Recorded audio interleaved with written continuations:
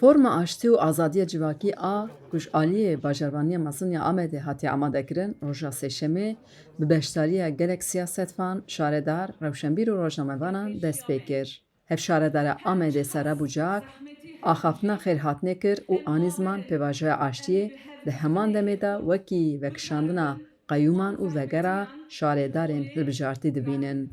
Bi têkoşîna salan a gelê me, gelê Kurd, bi berxwedan û sebrekê mezin em dibînin ku îro derfeta avakirina aştiyê li pêşiya me ye.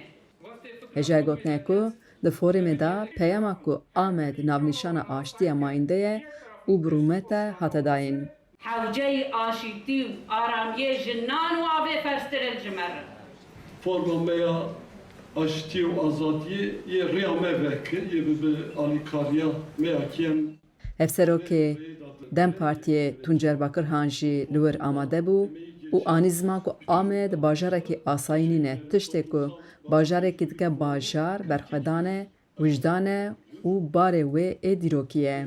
Di formê de civakîbûna aştiyê, çareseriyê demokratîk, rola rêveberiyên herêmê û çareseriyên hukûkî a pirsgirêka Kurd hatin nîqaşkirin. Siyasetvanê navdar Ahmet Türk jî mêvanê forumê ye û ji bo dengê Amerîkayê ser rewşa pîrosa aştiyê hezrên xwe parve kir. Kêmasîl Kurda tu neyê lê desthilatê darê Tirkiye heta îro bersîvek veyahut dengekî ji bo aşîtiyê bilind î heta îro nemeşandinin. Gavê ji bo aşîtiyê nehatiye avêtin ê lê daxwaziya me jî Devleta Türk, hükümeta AK Parti jî gavê aşîtiyê bavêjin, gavê aşîtiyê berdewam bikin. Hêjayê gotinê ku ji Herêma Kurdistanê jî parêzgarên Hewlêr û Duhokê di gel şandeyek hatin Amedê. Parêzgarê Duhokê Elî Teter di destpêka forumê de gotarek pêşkêş kir û balkişand ser giringiya diyalog û peyama biratiyê.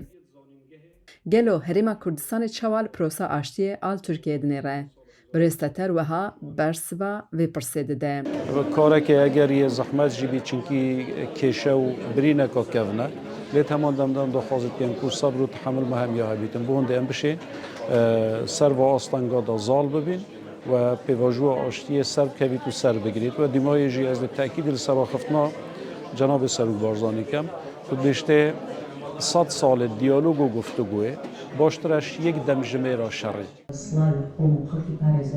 Şaredara Helepçe Noksan Esih jî peyamek vîdeoyê şand forma aştiyê.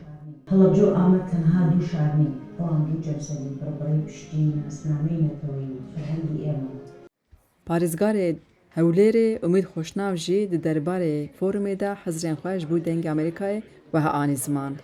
ئەو ئاڵۆزیانەی کە هەیە شەڕ و پێکدادانەکان کە هەیە باسکردن لە پرسی ئاشتی بابەتێکی گرنگە و گەلی کوردستان لە هەموو بەشەکانیشیدا هەمیشە ئاشتی خواز بووە هەوڵەکانی بەو ئاراستەیە بووە کە کێشە و دۆزی کورد لە کوردستاندا بە شێوەیەکی دیالۆگ و لە ڕێگای ئاشتیەوە چارەسەر ببێتن.